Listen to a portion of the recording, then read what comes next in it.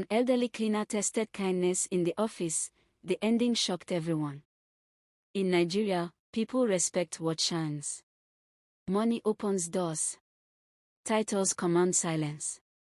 But when those things are stripped away, what remains is the true test of the human heart. This is the story of an elderly woman who hid her wealth, wore shame like clothing, and entered her own company as a cleaner, not for money, not for fame, but to find a wife worthy of her son. Chief Mrs. Adoni Adebayo was 67 years old and powerful beyond imagination. She was the founder and major shareholder of Adebayo Global Services, a Lagos-based company with branches across Nigeria and contracts overseas. Politicians feared her. Bank managers respected her. Her signature alone could move millions. Yet every night, she slept alone.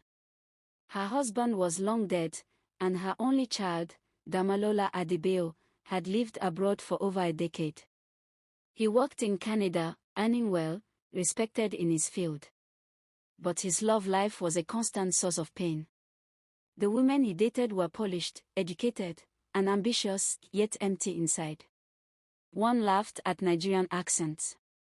Another hated local food. One openly insulted Adoni, calling her too old school. The final blow came when one woman said casually, "Once we marry, your mother should live far away. Old people disturb peace." That night, Adoni wept like a child. "I did not suffer to raise my son," she whispered, only for him to marry someone without compassion.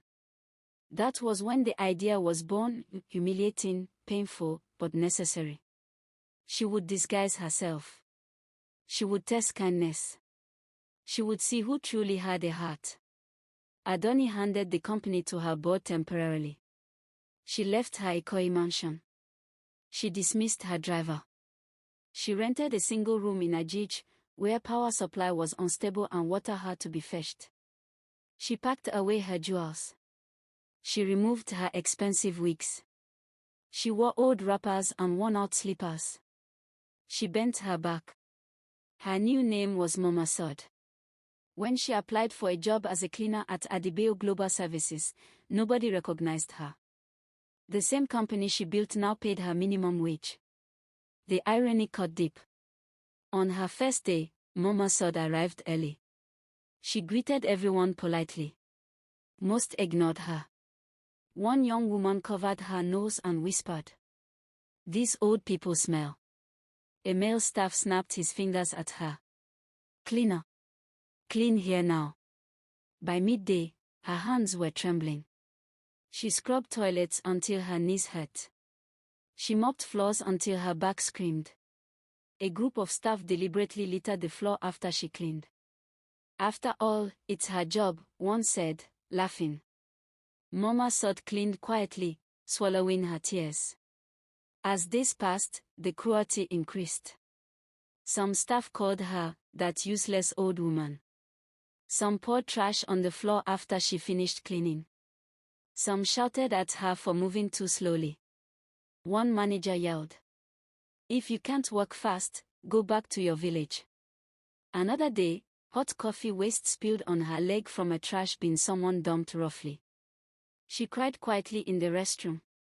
No apology. No sympathy.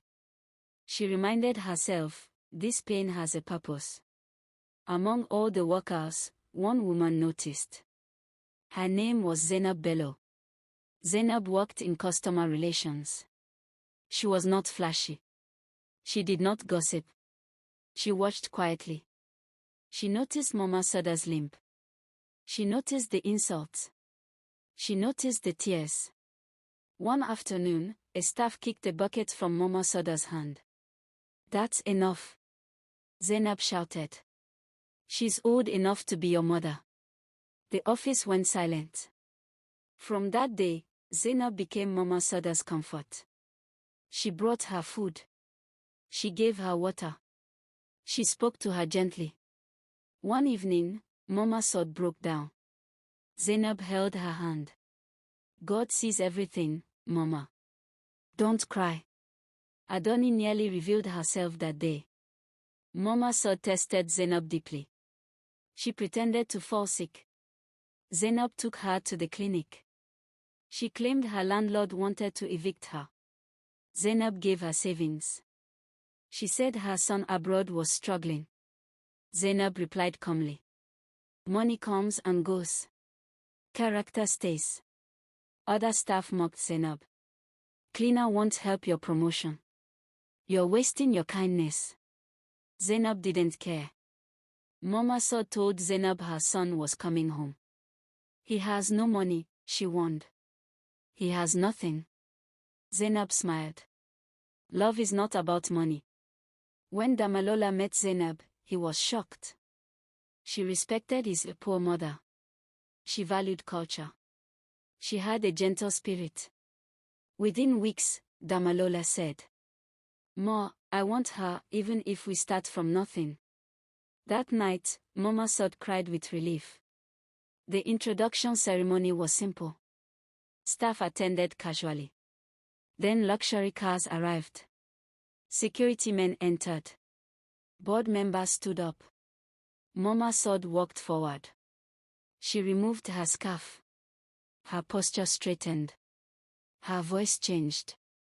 "My name is Chief Mrs. Adoni Adibeo," she announced. Silence. I disguised myself as a cleaner in my own company to test kindness. People trembled. Some cried. Some begged. Some collapsed. She turned to Zainab. "You respected me when I looked useless. You defended me when I was insulted. From today, you are my daughter." Zainab fell to her knees, sobbing. Some staff were fired. Some were warned. Some were deeply ashamed. One woman gained a family. And Nigeria learned a lesson that day. Respect is not for the rich. Kindness is not for convenience. And love is proven when there is nothing to gain. The end.